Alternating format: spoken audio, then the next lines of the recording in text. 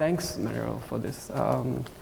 I sort of thought a bit about how one may speak about Latif Mohideen. On the one hand, I suppose to the familiar faces here, I think a name that is mentioned, no, time and time again in relation to the permanent galleries and a lot of the exhibitions that we do here. But I think also to those that are not so familiar, I thought it would be interesting to choose this site, a site that really has no Pago Pago paintings, because I thought that perhaps we could imagine things a little bit if we are to really think about what Pago Pago could mean today, and perhaps what Pago Pago meant in the 60s.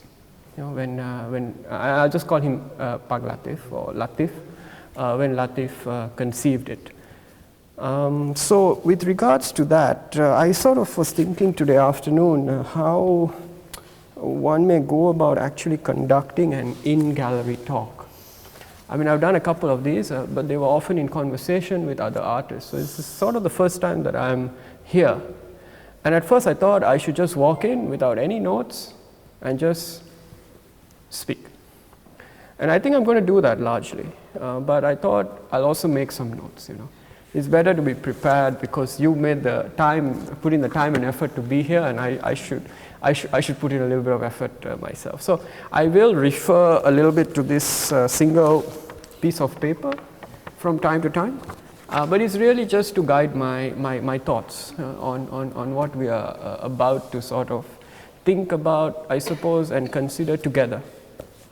So with regards to this, if you have any questions, please feel free to jot them down, and I'm going to try and speak for about 30 to 35 minutes. Mariel's going to keep time so I don't sort of run over time, and then we can take questions, and through the questions also we can, you know, unravel further intricacies or nuances of Latif's Pago Pago years, I suppose, if one may call it that. The second reason why I picked this site here, I mean, I just want to kind of locate ourselves a little bit, is in a sense, Pago Pago is really conceived and developed through the 1960s. I would say largely from 1960 to about 1969. And I thought this site was interesting, on the one hand because of the picture that we have behind us, which I will come to in a little bit, but also the general vicinity within which we are seated. And you will see around you a series of traces, if we may call it, historical references or pictures, if that is a phrase I think that art historians prefer. I'm not an art historian per se, in the formal sense. I was trained as a political scientist, and so the reason these images speak to me are somewhat different, I think, from an art historical frame.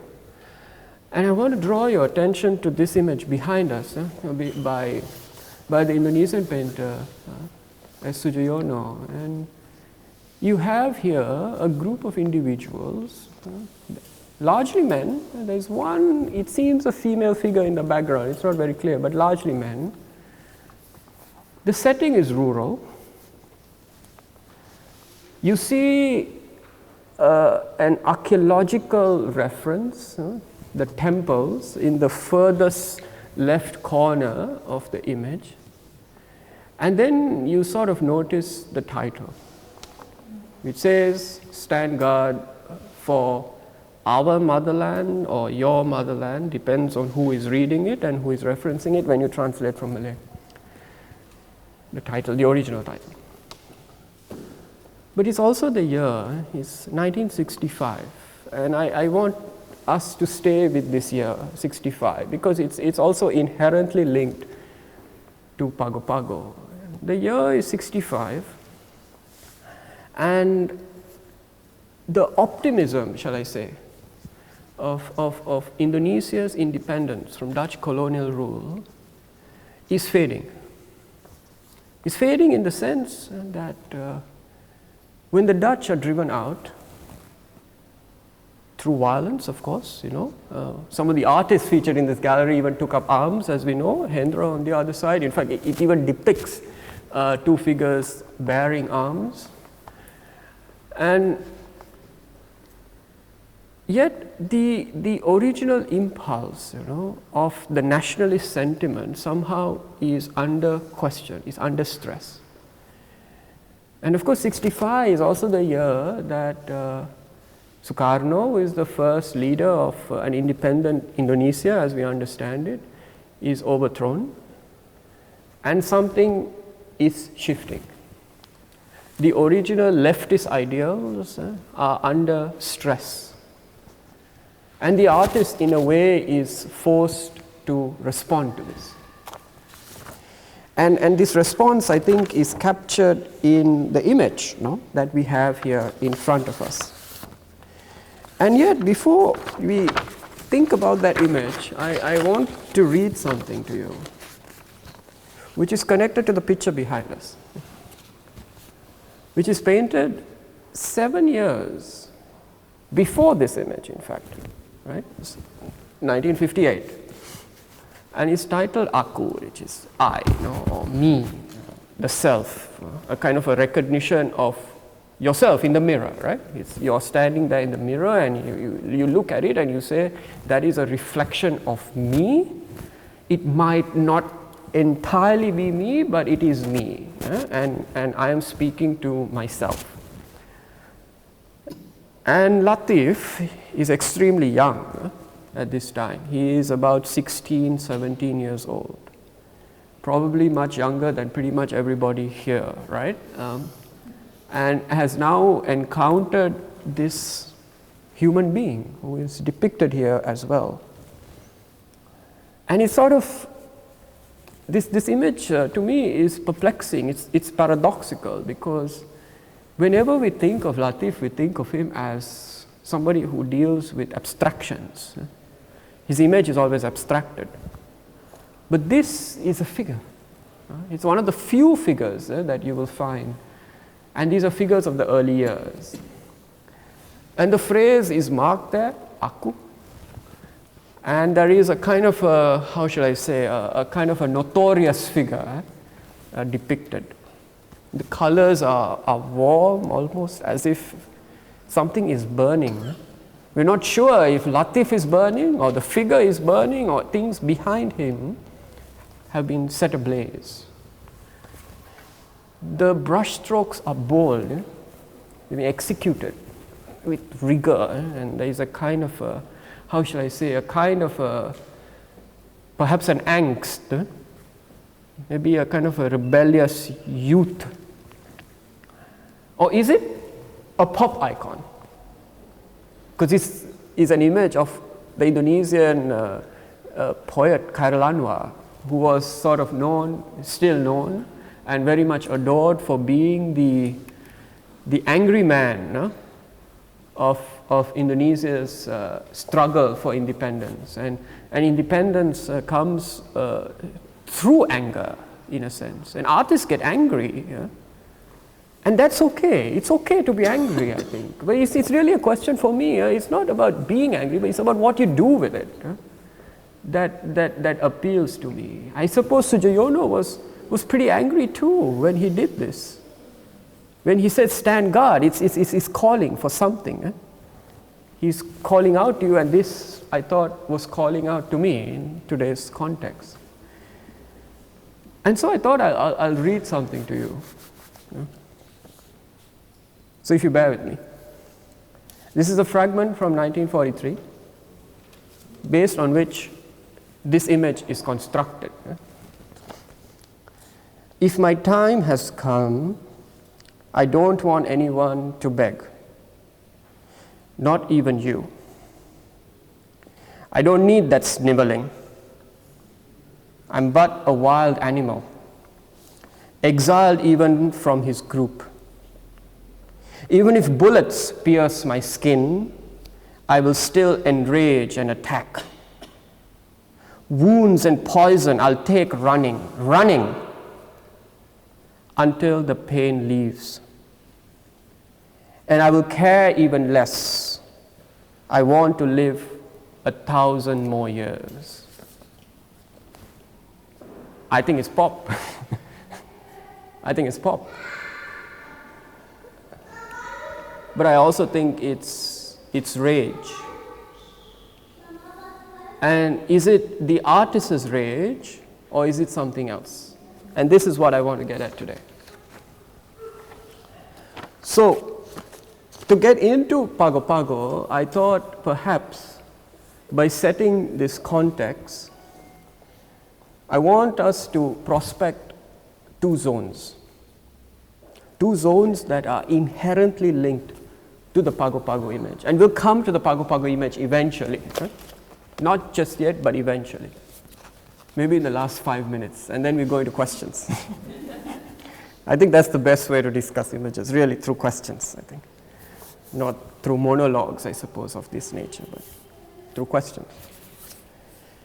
And the first moment I want us to think about is from 1964 to 1968, 69 maybe, give or take. And the phrase I want you to sort of put up with is insurgents. And the place I want you to be in is Southeast Asia.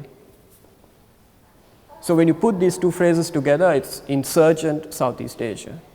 And these two phrases are actually used by Latif Mohedin to describe what he encountered when he returned from Berlin, where he was studying. And we'll come to Berlin and we'll come to Europe in a little while. And so if you recall Khairul Anwar's Aku poem, which I just read out to you, basically it's calling out for a certain vitalism, right? It's saying that I am an artist, I think, therefore I belong, therefore I wish to say something. And incredibly, Latif Mohedin returned from Europe in '64, and he arrives in KL, in Kuala Lumpur. To be honest, nothing much is going on. He feels rather lonely, in fact. He feels sad, he feels like he's detached. And he feels like there's nothing in KL. There's nothing. There were some artists, his peers, but they were all teaching in Cheras, which is a kind of a teacher's learning college outside of KL. KL had one commercial gallery, Gallery Samat, run by Frank Sullivan, who was also quite instrumental in the development of the modern, I think, in KL, in Malaysia. And so he experiences something called restlessness. Restlessness is a phrase, again, that he uses. Yeah? Restlessness means that you have, again, a phrase he uses, itchy feet. That you have to go somewhere, you have to leave, you know. And he begins to think about his upbringing and stories his grandmother used to tell him. And there is one phrase that his grandmother used often, which was merantau, which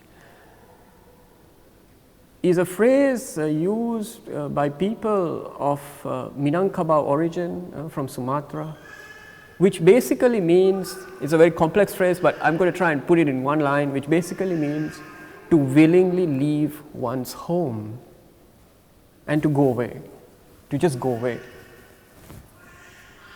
And that's kind of what he did. His mother kept asking him, so you're in your 20s now, maybe it's time to, you know, get married, or maybe settle down. You know. And he says, I'm sorry, but I'm not interested in that, maybe at the moment. I have to go, I have to go away. And his mother couldn't refuse, because this was something that was cultural, this was something that had been happening for generations. And rather than going down to Singapore, where he had spent his childhood, and I'm not going to talk too much about the Singapore connection, I think it's always overemphasized. Rather than going down to Singapore or going down to Jakarta or going to places that would be familiar to him, he actually goes in the opposite direction. He goes north, and he ends up in Bangkok. And when he's in Bangkok, he sort of meets two artists, two other friends who are also in the permanent galleries here in very prominent places, just across the hallway. The first person he meets is Tavan Duchani. And Tavan also is sort of an artist of his age. He's interested in questions of abstraction. And he's sort of in tension with the Thai art circles, because he and the second artist he meets, Damrong Wongupraj, whose works are in Gallery 9 and Tavan is in Gallery 10, they are both sort of in this place where they are thinking about things that are cosmic, things that exist beyond the plane of sight, right? It is not about what you can see. It is not depicting figures anymore. It's about depicting something else. What is this something else? We'll try and get to in a little while. The thing is that these artists didn't have much money. As I told you, there was really barely a market for art in the 60s. And so they congregate in the slums in Bangkok. And they live together and they get bitten by mosquitoes, contract malaria, whatnot. You know, it's very romantic, but it's, getting malaria is not a joke. Yeah, that's a colonial fantasy, you know. But I think for us, those who are living here in the tropics, it's not great. And they begin to paint. And Latif moves. He moves around the city. And these two artists become his friends, his guides, his allies. And in the archives, as I've sort of gone through years and years of Latif Mohideen's life, one finds these images of them standing arm in arm. And it is a sense of solidarity, you know, of friendship, of care. And these are things we often don't hear about paintings, I think. And then something else happens. You see, when Latif was growing up, when he was painting this image, there used to be a strategy used in this part of the world, which was also sort of, I think it's still relatively practiced, but I think nowadays people have mobile phones, so things have changed, where you would get passed from person to person. So there he was, he had Damrong and he had Tavan and a whole bunch of Thai artists. And then they gave him a contact to go further on. So from Bangkok, he ends up in Chiang Mai. And then from Chiang Mai, he goes on to Chiang Rai. And now, where do you go? You have to remember the phrase I gave you right at the start, insurgent Southeast Asia. The Vietnam War is raging. Yeah. Everything is ablaze. It's a bit like the tones that you see here. It's there. It's a premonition, maybe, this image, but also everything is ablaze. How do you navigate? How do you go into Cambodia? How do you go into Laos?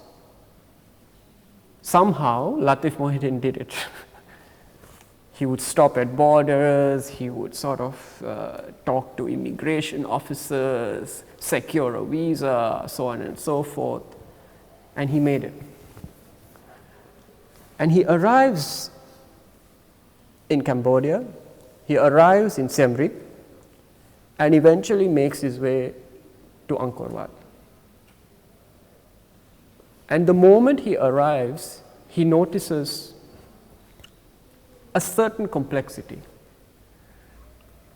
Siem Reap today, if for those who have visited Siem Reap recently, at least I would say in the last 5 years, is very hospitable, is friendly tourist-wise, right? I mean, you have all your infrastructure, right? You go in, you have your ticketing officer, you have your tuk-tuk driver, and so on and so forth. You have to remember this is 1964, right?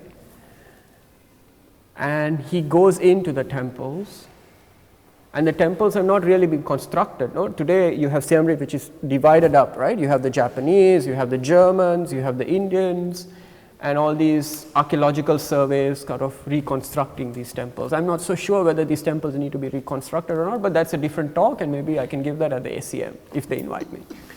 But beyond that, I think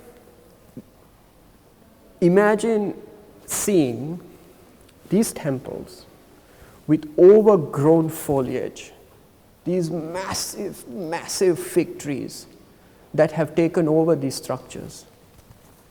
And he realizes, or begins to think, is really nature holding up culture, or is culture holding up nature? And at this point, the Pago Pago image begins to take shape. So that's one complexity. You have the Vietnam War, you have this individual who is constantly navigating through this region, has a few close calls, but somehow lives to tell the story. Now, from here, we go on to part 2, which is to Europe. And this is really the period from 1960 to 1964. But before we go on to that, let me just quickly read something for you with regards to what he experiences in Southeast Asia. So this is a moment in Indonesia where he has arrived in 1967 after having gone to Cambodia, Laos, and so on and so forth. And he is seated in a warung, or a kind of a resting place with other intellectuals. He has just met figures like Gunawan Muhammad, the very famous Indonesian poet, writer. And this is how he sees the ethos of the time. So these are Latif Mohyuddin's words, so please bear with me. At the time, the region was still in turmoil. Many intellectuals were activists, journalists, artists, poets, all at once. It was only sometimes at night that we could sit at a warung and engage in conversations over coffee and cigarettes. The warung is an informal space, but a site with radical potential. Those that gathered had agreed to linger. They were not necessarily looking to form groups, but to share their differences in opinion by establishing sympathy. The inherent belief was that discourse has value. In their conversations, they would move freely between existentialism, Islam, and the price of rice. Along the way, somehow they solved problems. The warung was a place that had room for disagreements. It is a way also to transfer traditions, don't you see? The pre-Islamic moniker that promotes tolerance between Hindus and Buddhists still rings true. Bhinneka Tunggal Ika. One in diversity, diversity in one. So in a sense, this is really the context within which the Pago Pago image comes to be. There is absolute diversity. And you have one individual who is encountering all of this. And most of it is done through conversations. And he keeps getting passed from one intellectual to another, to a writer, and so on and so forth. And here you have somebody who is sketching, painting, writing, falling sick from time to time, but you just keep going. So that's Southeast Asia. Southeast Asia as we know it today, in a sense. And now to Europe.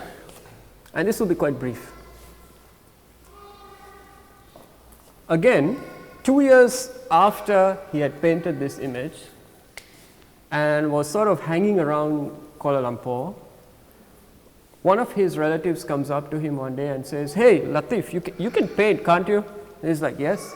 "Well, the German embassy is looking to give out a scholarship, so you better get there, with some of your paintings and see what they have to say."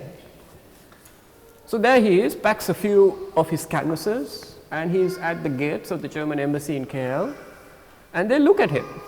They look at what he's done and they sort of send him off.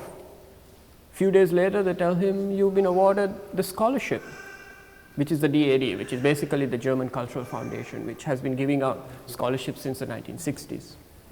And the DAD has supported some of the most important thinkers, I think, of the 20th century. And there it was, having identified somebody who seemed to have some potential. Within 3 weeks, Latif is in Berlin.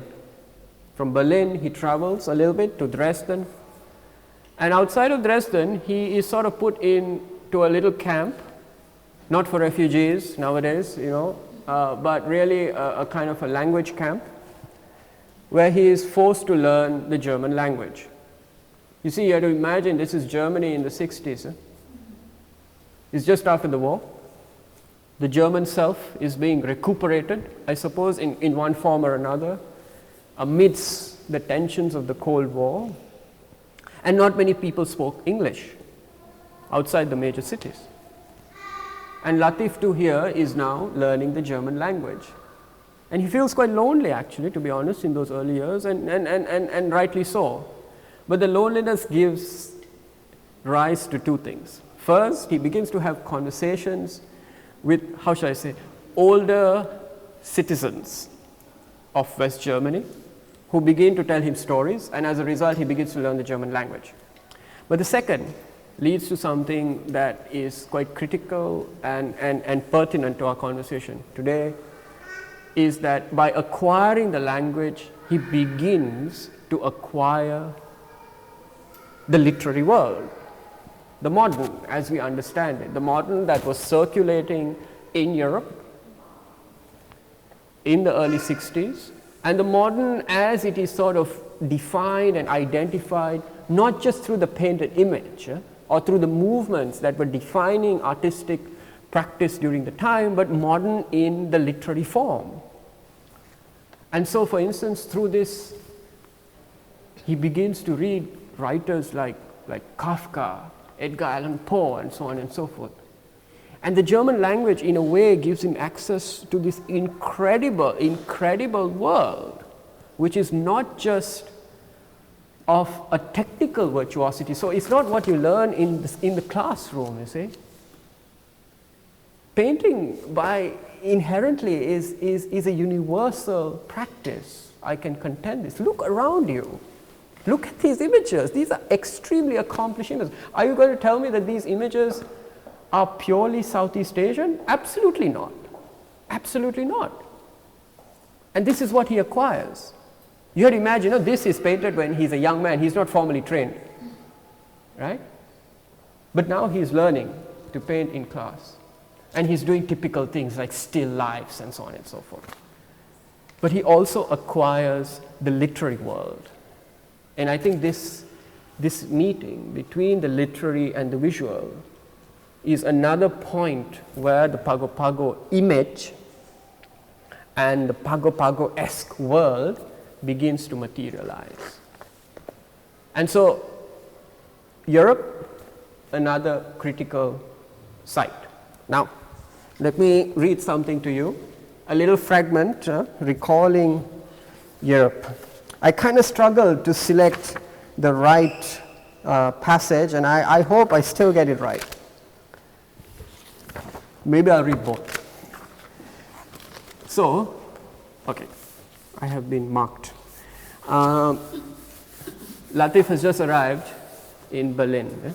So this is 1960. Arriving in Berlin, I was hungry for everything. Berlin provided drama, music, exhibitions of paintings and sculpture, the cabaret, jazz. I even tried the flamenco. I had a constant stream of experiences. Some parts of Berlin were still in ruin and not lit up. Every day I walked past the Hollow Tooth on Kurfürstendamm or Kudamm. If you got on the U-Bahn, which is the underground metro, in less than half an hour you would encounter the aftermath of the war. Parts of Wedding and Moabit, which are sort of northern parts of Berlin, were still rubble. Every Sunday, a friend and I would venture into the remoter parts of Berlin. Sometimes we used old canals. Never had I seen so many bridges. I felt the remoteness of my village in Malaya again. And we'll come back to this remoteness, so just keep this with you. And so I'm going to read a second passage.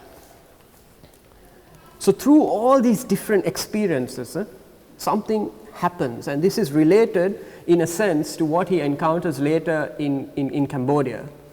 So see what he says here. He's still in Germany. Eh? He hasn't come back to Southeast Asia. So he says, at the same time, I began to see nature as Germans see nature. How do Germans see nature? The meticulousness exemplified in German poetry, the plant's structure, its leaves, the color, its entire biology became appealing. Imagine a village boy from Malaya who had spent a childhood surrounded by flowers and plants, but who never knew their names. I had a friend who was a certified gardener, and every Sunday he invited me to wander with him. He only had one rule: never to pluck any flower from his garden. He even gave me a magnifying glass to observe nature at work, its grains and textures, insect multitudes, unending forms. I have carried a magnifying glass ever since. In later years, I came to be regarded as nature's poet in Kuala Lumpur's literary circles, because flora and fauna ran rampant in my poetry. So here you have two moments. You have absolute flux around you. And one more thing, when he's in Berlin, 1962, that's when the Berlin Wall went up. And he saw this. He literally saw it going up. So he would cross over into East Berlin every day to buy records, and because it was cheaper. You know, this kind of Malaysia, Singapore, Johor Bahru thing, right, that we do as well. Same thing, somewhat, I guess. But then suddenly you had a wall. And here he is witnessing all these things. So for me, I think the question is, whose Pago Pago image is it? Can we share the image with the Germans? Do the Germans even want it? Do the Germans even see it as their image? I would love for them to see it as their image. I'm sure Latif would as well. Or is the Pago Pago image a Cambodian one? Or is it in Jakarta? Or is it in KL? Or is it in Singapore? Where is it? And so this is the dilemma, no? This is really the dilemma, and I think dilemmas are wonderful. They are absolutely incredible. That's the whole point of art. I mean, if there ever was a case to highlight this, I think this is it. And I can share one more point before we think a little bit about what is the Pago Pago image.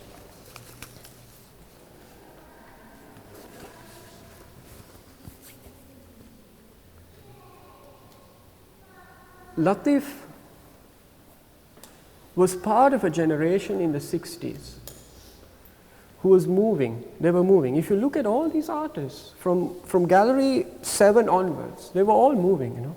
Some of them went to New York. Latif went to New York too in 69. Many of them went to London and came back. And this is really the story of the modern, right? Artists moving and adapting and taking forms and sharing. And as I said, right? They cried together, they fought together, you know, they disagreed, they agreed.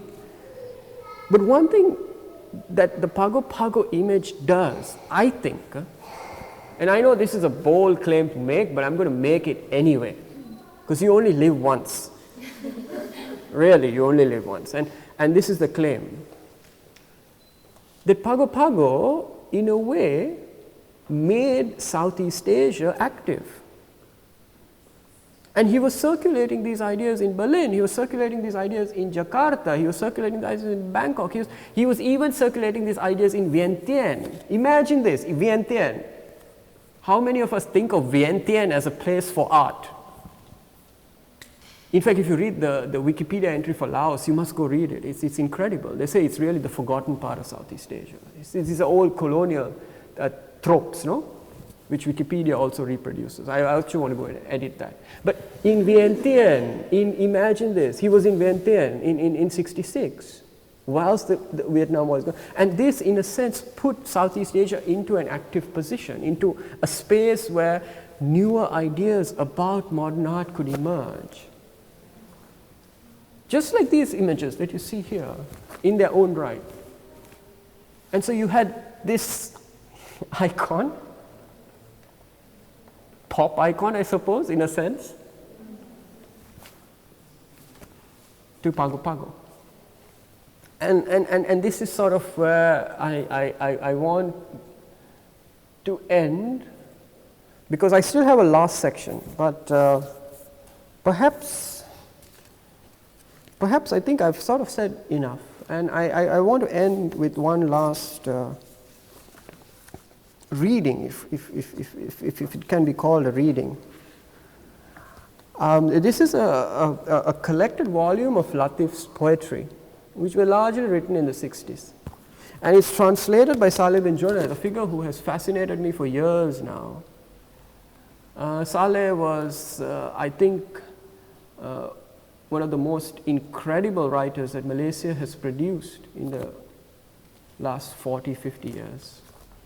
It's very, very low profile, but if you do have the time, please read one of his plays, which still today remains unperformed, because it is a tricky read, as you will discover when you read it, which is called The Amok of Mat Solo.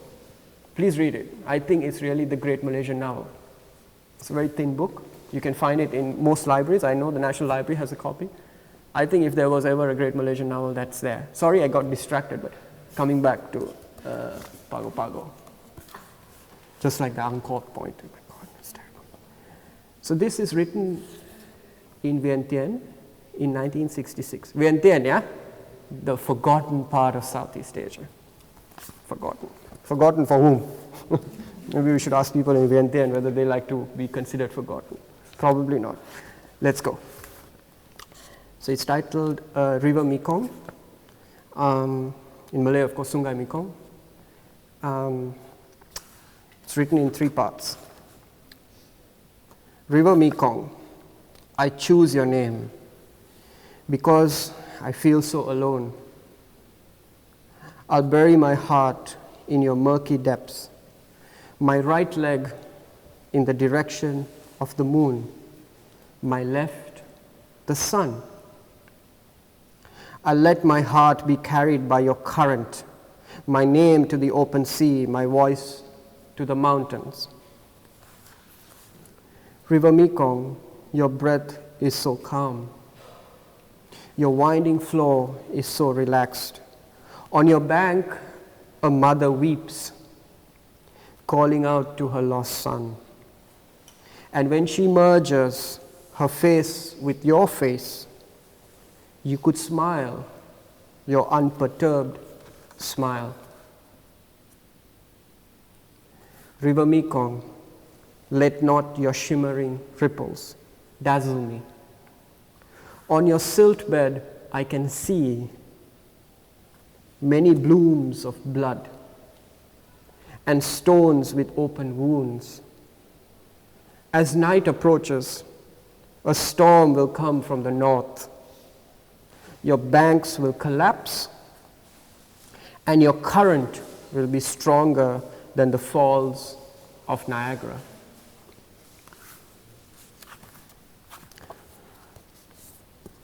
I mean, it's incredible, no, in a sense, to think about an image that is produced at a time when you have so much change And I'm just going to sort of point out a certain irony here. After Sungai Mekong was written in 66 and was widely published and circulated, a bit like what happened to the Pago Pago image, critics struggled with it, to be honest, for a long time. Sometimes they referred to the Pago Pago image as primitive. So I asked Latif recently, I said, is it a primitive image? Is it primitivism? He said, what's primitive about it? This is modern art. You know?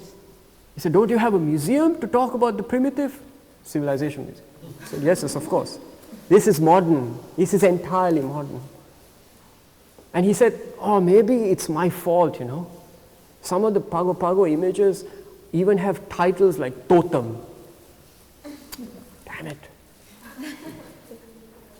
The critics thought it was a primitive image. A bit like how, say, Aboriginal art in Australia was being read, no, in the 60s. These are primitive beings. They are not modern. They can't possibly be modern. How can they be modern? No? It's a bit of a problem. But I think we've gotten over it now. I'm happy to share. Similarly with Sungai Mekong, all sorts of readings emerged. Was it about the communists from the north? This mother who weeps, who has lost her son in the American war, who is he a casualty of the war? And I asked Latif again, and he said to me, no, it's a mother who has just lost her son. The words are what the words are. The image is what the image is. There is no reality behind the image. The image is it.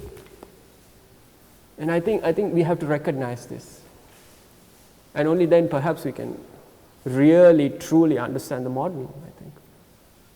At least in our part of the world. So I'll just give you one last funny bite. I suppose it's funny to me. So recently, I was asking Latif, I said, how do you have conversations with people? He said, oh, you know, it's often people come up to me and say, Pak Latif. He's very soft-spoken, no? What is behind your painting? Please tell me what is behind your painting. And then he says, Chicha. There is a lizard behind my painting.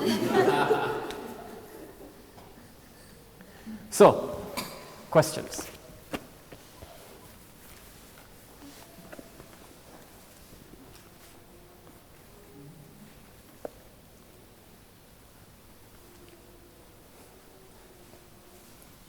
Are we on time? Okay.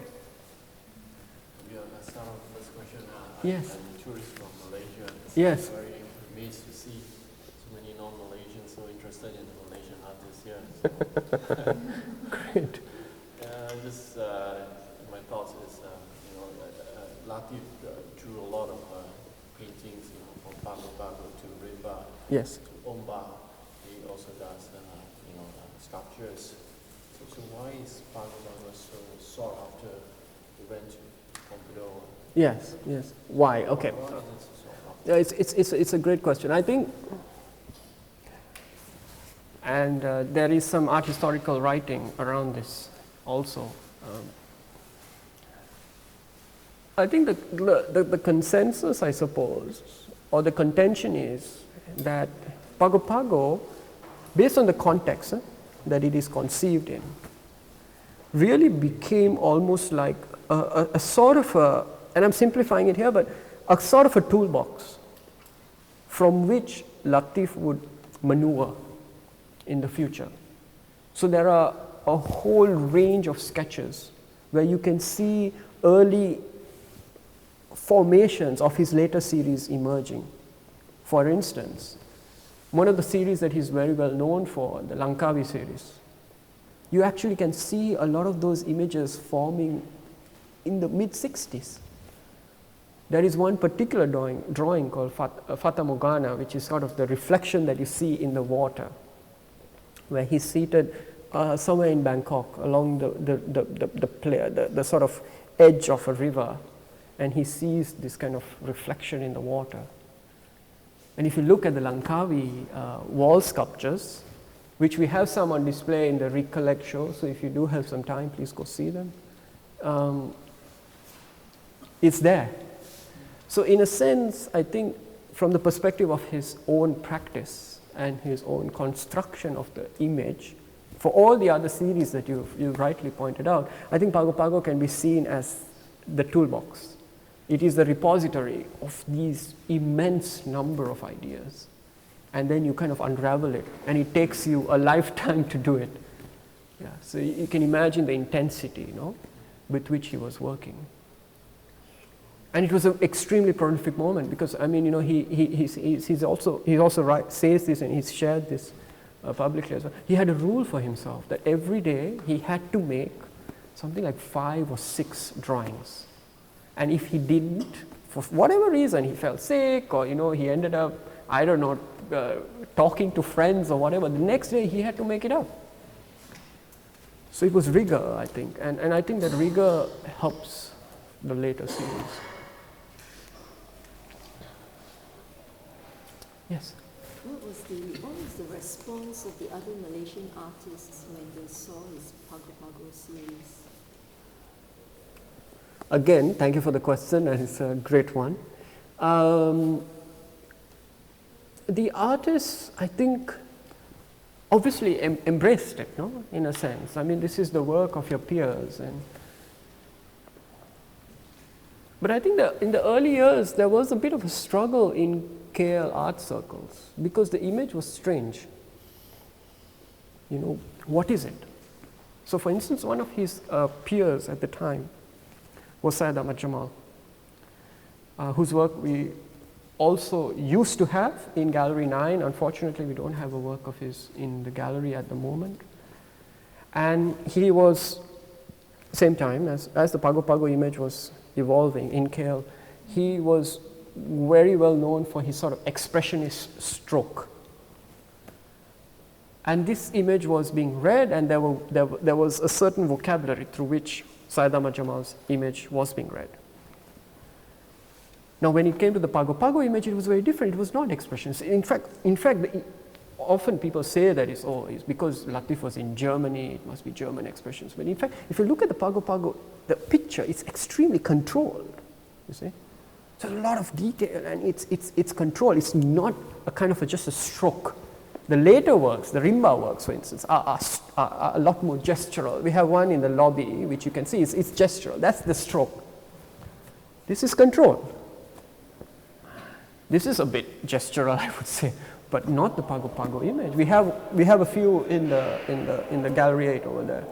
So there was a bit of a struggle, I think, amongst his peers in terms of making sense of it. So Reza Pierdasa, another colleague of his, who was also an artist in his own right, and a wonderful artist, whose works we also have here, but he sort of initially read it as a kind of a localness. He gave it this phrase, localness, because he thought somehow it was connected to the culture crafts of Southeast Asians, in a sense. He was looking at, he thought it resembled the pagoda shape and so on and so forth. But what is localness, in a sense? I'm not so sure if that is a sufficient reading, but these were readings that emerged at the time. So it was a complex reaction. And I think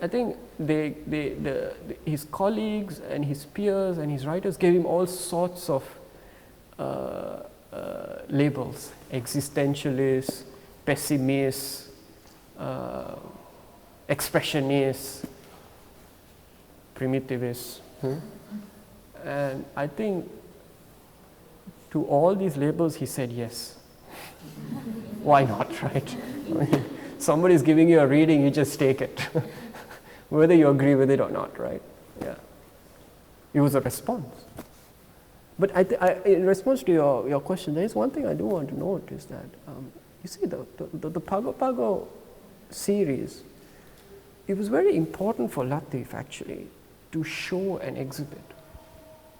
So throughout the 60s, we can track this. He has the archival, he held shows consistently. Every year, every 18 months, at most 24 months. He would have an exhibition in KL, in Bangkok. He had two in Berlin. 68, he had it here in Singapore, which was really when all the Pago Pago works came together, well, most of them at least. It was very important for him to exhibit, and it was important for him to share the work. And I think that's really the generosity. You're not just painting it and putting it away in your studio for a select few people. So I think, yeah, it was a complex reaction, but these were two examples that I can give you at the moment. Yeah, both productive, I think, in a sense. Yeah, but still. Is he a staunch Muslim? Sorry, I'll come back to that. Yeah. This painting we have of his Pago Pago series now in Gallery 8, Metamorphosis. Metamorphosis, yes. Is that one of his last painting in the series? Yes, I would say one of the last, because it's also dated 69, no? In a sense. And you can see the image is already sort of almost disintegrating, and it is somewhat gestural actually, if you think about it. It's not as controlled, so you can see that it's moving into something else. Maybe some of the later Rimba works. But very early, this one. This is 69. Rimba came much later in the 80s. So yeah, it's one of the last. Also a form of statement from him that I'm coming to the close of this series and I'm moving on. I think so, because in 69 he realized it, because in 1969 he also went to New York. And he kind of did sense that the Pago Pago image was exhausted. So he was going on to like printmaking. Yes, so 69 he really went into printmaking, and the 70s was spent largely working with the literary. So he sort of, the painting took a slightly backseat, because 70s was really a time of the culture wars in Malaysia, so 69, the riots that happened and so on. And after Yeah. that, then he went on to the Langkawi series. Yes, absolutely. So that was the transition. There was Mindscape in between, but the Mindscapes are really transition works. Yeah, and they are really kind of inner meditative works. They don't really reference anything outside the world. Yeah, there are all sorts of readings like, oh, it's a Penang shop house or something else. Wow, this is not accurate. Yes. Yeah. So your question, I'm not sure what constitutes a staunch Muslim. Yeah. Buddhist and blah, blah, blah.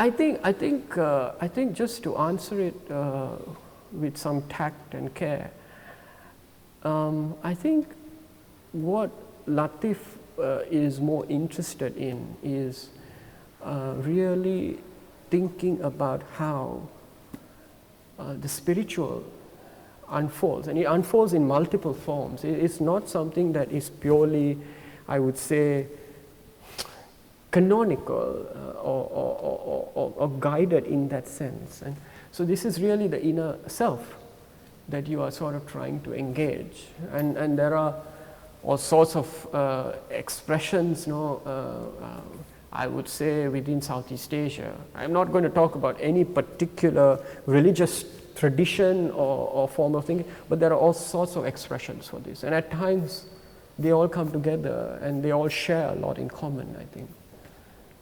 But one way to think about it would be to also think of it as a spiritual quest of the individual here. How that spirituality is defined, I think, is up to you and the encounter you have with the image, I think. Whether I would ascribe a particular faith to it, I wouldn't.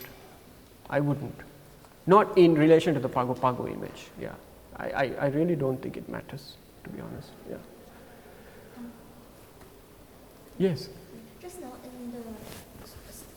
in the talk you mentioned that paintings are universal, so it's not just visual but also literary and I suppose also historical and political. So how does this concept resonate in the Pago Pago image, and how does Pago Pago itself connect to the wider geographical region and maybe Southeast Asia?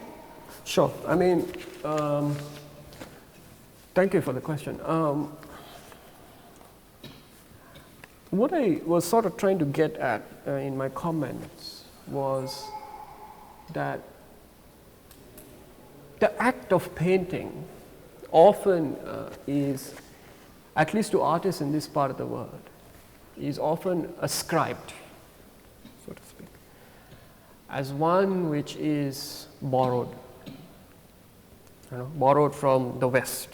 Whatever that West means to that individual is always the sense that it is borrowed. But I actually contend that it is different. It is different because, let's just take Pago Pago as an example here, right? Here you have an artist who travels to Berlin, is trained formally, but returns back to this part of the world, and yes, I agree, he uses the medium, of course, right? But the transformation that happens in terms of the subject matter is almost unrecognizable, I think, to the West, so to speak. It's almost, I mean, the South Americans have a term for it, especially the South Americans in the 60s, the conceptualists who Latif is part of, that ideological and conceptual space. It's cannibalism. You take over somebody else's being and you reproduce it. The Malaysians have another expression, same but different. Yeah.